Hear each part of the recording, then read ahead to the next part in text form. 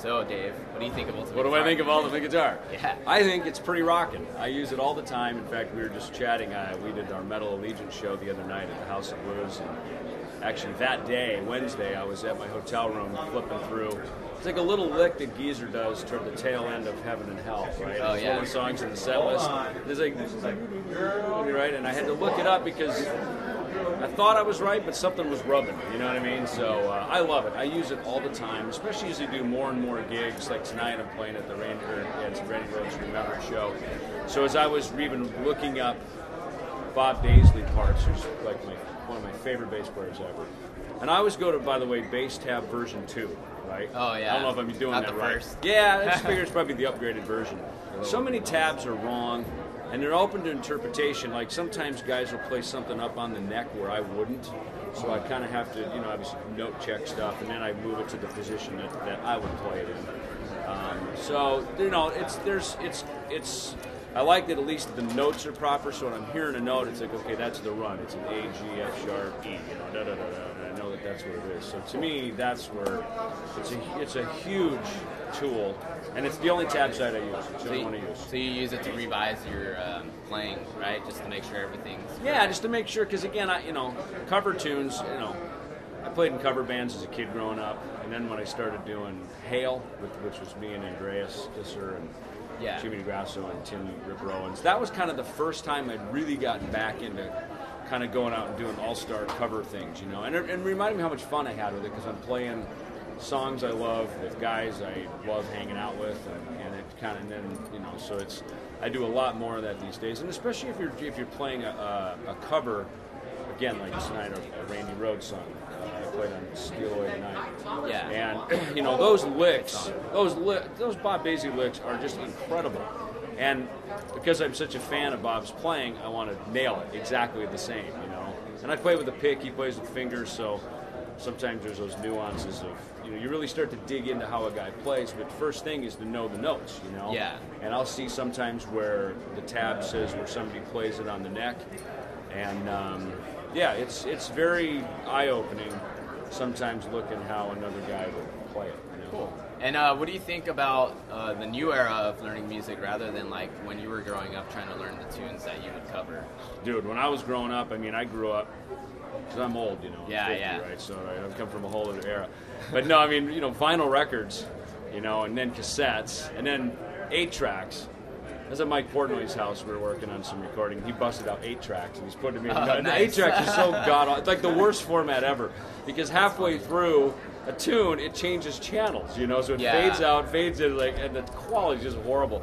But then obviously CDs, and now everything I do is on my iPhone, and I'm on iTunes, and this little scroll bar. Yeah. Either that or at my hotel room, I'm on my Mac laptop in iTunes. Cool. So that's so to first listening by ear. It's ear training. I think is hugely important. But when I was growing up, there was no tab. The tab was a whole language I had to learn, because I grew up first playing organ, piano stuff, then saxophone. So you learn bass and treble, and saxophone was You played sax? Yeah. No way, I B didn't know flat tenor. So that was all Great. treble clef. And very seldom, I don't think ever down into the bass clef, maybe a couple of low notes, but, and then bass guitar was all bass clef. So this was by like age 11. Yeah. I was pretty versed in those, but it was all manuscript, and it's very difficult. I like the tab thing, especially what you guys do, because I can figure out the rhythmic figures of stuff, right? Yeah. Because I've done enough studying, and I've studied out of drum books, actually. Oh, nice. And that's which is great, because you start to learn patterns, and even certain, I forgot the name of the book that I have, but it's basically just looking at patterns, so that when you see, say, a triplet figure or a dotted, quartered, dotted eighth type figure, you can instantly know, you almost see it and you know what it sounds like. So it's like almost instant recall. And so then sometimes it's just a matter of finding out the notation. Do you guys have on your site, do you have rhythmic figure stuff? I think only on the tab sheets, like the note sheets. Like if you go on the actual app where the tabs play along on the top part. Right. And down below there's like a key that says this is an eighth. This is there's that. Yeah. So you kind of got to sometimes put the two together a little bit. Yeah. That would be cool actually if you had some. Just thinking out loud here. Definitely. Right? To have some little like rhythmic figure page like that or something. Yeah, that'd be cool. Right? Like again, sound that because that book was kind of a game changer for me. Since I don't read all the time, playing metal gigs and arenas, you're not reading music. You know what I mean? Yeah. So then there comes that moment when you're in the studio or you're again playing on a tribute record and you want to go play the parts right. You know, so it's a great tool to have, and the app's great. Oh, you got that? Oh, absolutely. Cool. Yeah, because again, you don't want to be I forgot it at the hotel. So you want to have everything. Definitely. Basically, an iPhone is next to your bass or your guitar. Like that's the musician's best friend. So. How long have you been using the applications for? The app I started a couple of months ago. It's funny because Chris Broderick, I think, turned me on to your site. Oh, cool. Yeah. So because we were working on something. Cold Sweat or something maybe in the last hour, or maybe it was even before that, or some song we're working on, and I just said, hey, what do you use? Because he's in academic world all the time as a guitar teacher. That's kind of what his real passion is. And so he turned me on to it. So I just Do you guys feel a little bit more connected with your fans now that your fans could actually look up a Megadeth song and just like learn it? Totally. Well, that's the other thing too. There used to be, you talk about learning songs when you're older. If you're like a metal kid like me, you're off in your own little corner, doing a needle drop on a record. I remember learning, the entire Iron Maiden Killers album, right? So I'm sitting with Genghis Khan, trying to needle drop and. Just part by part. just part by part, And so now, because you guys have all the metal stuff up there. There's a lot of metal stuff. It's for us. You speak our language as players, as fans, as just a part of our society. Yeah, definitely. Cool, man. What's up with the new Megadeth album? You guys? We have it pretty much written.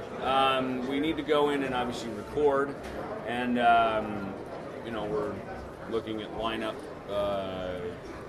things. That's the big question, But, so we've, but that's all moving forward, and we'll know more in the coming days, weeks, and certainly as the record's being made, that will tell more. To me, the record has to be great, and that will determine, I think, from that, where the lineup goes, and it's, look, we're very aware of what a lot of people are hoping we do, Nick Menza and all that. And it's nice because I've connected with Nick over the last few years, the last couple of years, especially with NAMM and stuff, and and Marty's, always been a friend. Yeah, I actually just saw Nick. Other side of the world, Marty. Yeah, is he here this year? Nick? Sorry. Marty's here. Yeah. Yeah, I saw Nick walking through the drum aisles. Yeah. He was just walking. I was like, Nick Menza, and he smiled at me all funny. He was just like, That's where he hangs out. Yeah. The loudest room in the whole place. He's over there. Yeah, he's a cool dude. He's great. Yeah, great guy. Yeah.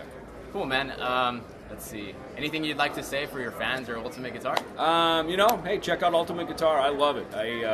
This is not a paid endorsement, by the way. So I love it. I use it all the time, and it's fantastic. So thanks for sticking with us. See ya. Cool, Dave. Thanks. Okay, cool. Yep. See ya.